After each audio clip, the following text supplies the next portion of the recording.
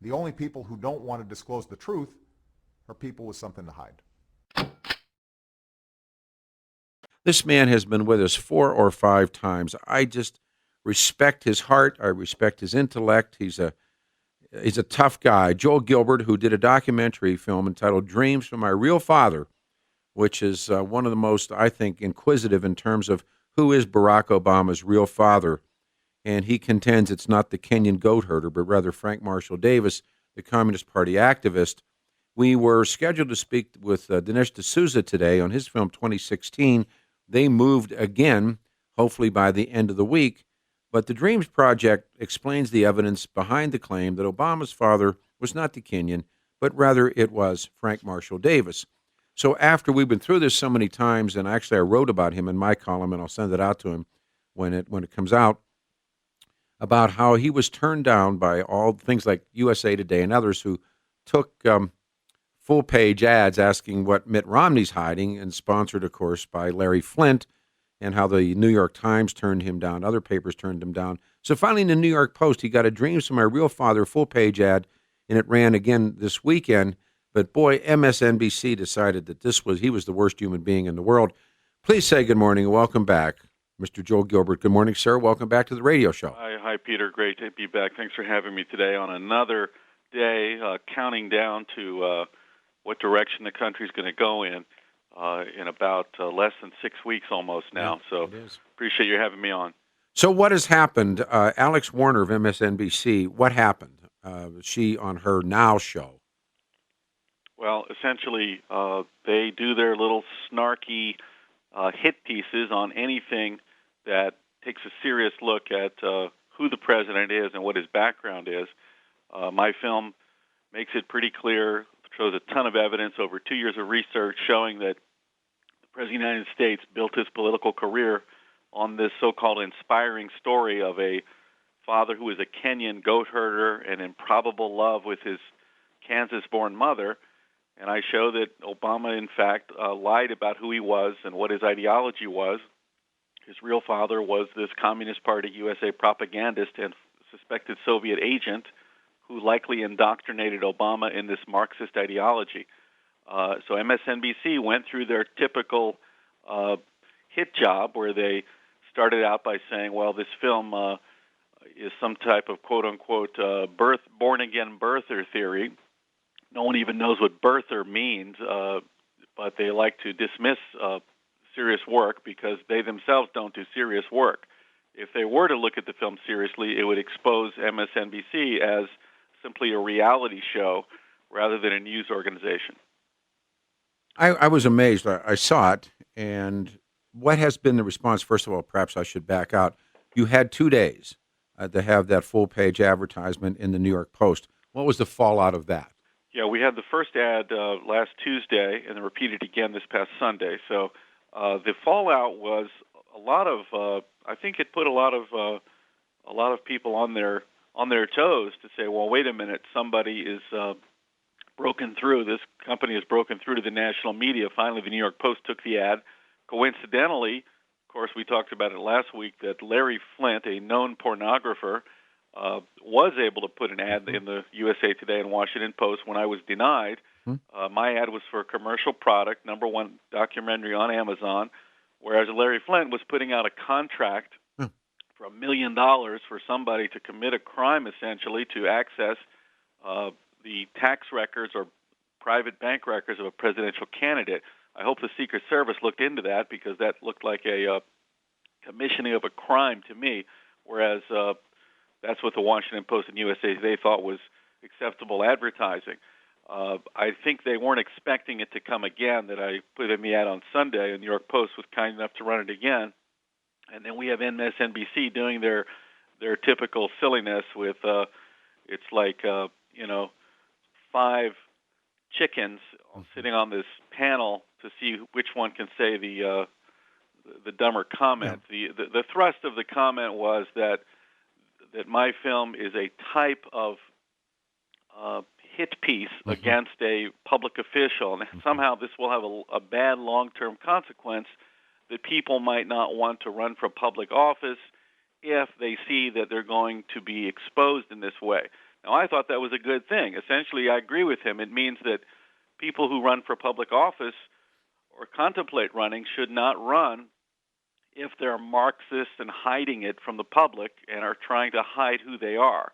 So if that's the conclusion of this guy and the result of this film is that if you want to run for public office, you have to be fair and honest about what your background is and what your political foundations are. Barack Obama did not do that. It's 9 after the hour, 6:30 KHOW. I expected this fallout. It came rapidly from MSNBC, which is really the pit bull of the Obama administration. And they went after what I really thought would happen when they went after Joel Gilbert's film. You know, it's interesting. We had D'Souza was scheduled when I left here Friday to be on the radio show today, and his film 2016, which is really doing extremely well and is listed as number 5 on the list this morning of the highest grossing documentaries. What's interesting to me, and I like the guy immensely. We had great discussions. We had one really lengthy private discussion, and we had one on-air discussion. And as I was trying to say to Mr. D'Souza, you really have to go back to this, and this is what makes all of these Obots crazy, is who took the nude photos of Stanley Ann Dunham when she was probably 17 years old, kneeling on the floor, totally nude, posed in that house. Whose house do you think that was, Joel? Well, I think I've established beyond any doubt that it was Frank Marshall Davis's house, Obama's, what he called his so-called mentor, but I've determined that all of Obama's visits from age 9 to 18 were parental visits. I've been in the house, I've measured it, I had permission from the owner, I've compared all the hardwood, all the photos of, don't forget, there's about 30 photos of Obama's mother there in various stages of nudity, but I have another 30 photos of other women and with other women that I have not released because I'm holding them back in case anyone tries to claim that, in fact, that's not Ann, because I have of course it's Ann. Lots of more proof, and it is Ann. That's Ann. Yeah. But having said that, so I get called all kinds of names because I point out Obama's mother's nude photos. But that's important because those photos were taken in Hawaii. If what we believe is true, she did not necessarily want to go with Grandma and Grandpa or Mom and Dad to Hawaii. She wanted to stay in Seattle. Right. And at the time, they were called beatniks or bohemians. Hippies hadn't shown up yet, but she was, what would it be, that kind of a... So she does go. Now, where she meets Frank Marshall Davis, we understand that she meets Barack Obama in a Russian language class at the University of Hawaii. But she's not 18 when these pictures are taken. That's correct. Look, the reason it's important is it establishes an intimate relationship with Frank Marshall Davis, and you posit that against Obama's story that his parents met in Russian class and fell in love. Right. I don't believe the Russian class story. That was a transposed story from, she met Lolo Soetoro, the Indonesian, some years later. That's right.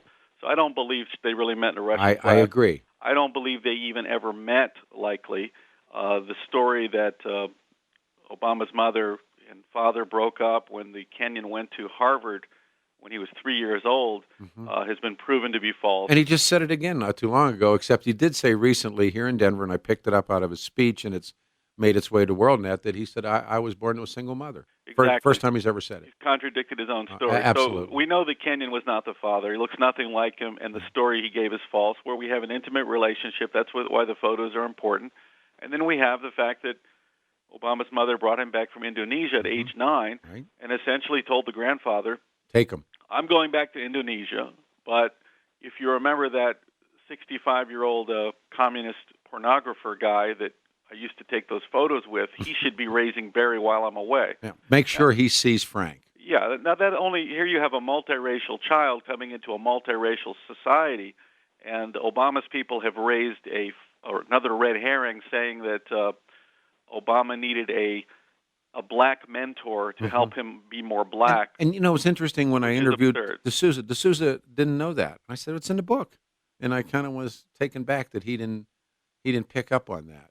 Yeah, well, anyway, it's just implausible that they thought a 9-year-old kid multiracial kid in a multiracial Hawaii needed a 65-year-old black communist to tutor him in some way. Who also dealt in pornography and young girls. Obviously. So these were parental visits Of all course. of his childhood. And, And that's the real father. The reason it's important is because Obama built his political career on this On this Kenyan story. father fairy On tale, this I story. call it, Yep. to misdirect people away from a radical Marxist indoctrination by Davis, such that Obama admitted he showed up at Occidental College at age 18 as a committed Marxist. But who paid for Occidental? We don't know for sure. That's an area of research where it's hard to know because the records are sealed. Who paid for Columbia? Again, records are sealed. We don't know if it was some kind of affirmative action for a C student, or we don't know if it was a foreign exchange type of student situation. We just don't know as long as the records are sealed. Who paid? I mean, Occidental, he arrives at Occidental, which is a private party school. He's got a 2-year-old Mustang that he's driving. Now, Toot and Gramps don't have money. How did he get there? How did he get the car?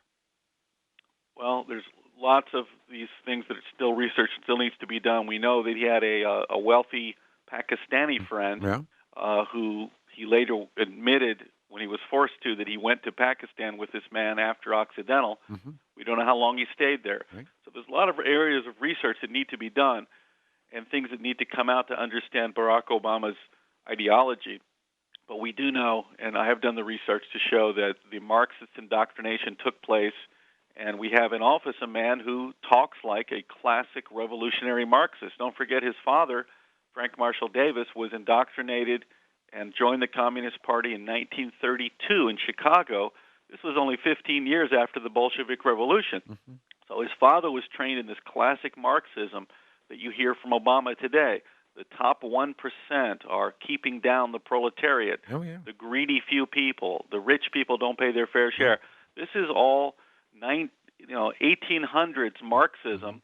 There's an evil straw man that's preventing you people from increasing your wealth. And if we took theirs, you would have yours. This is you can just hear it coming from. I need to do this. I'm going to take a pause and come back one more time and begin, as they say, at the beginning, because, like I said, he is lost in the fog of his own life.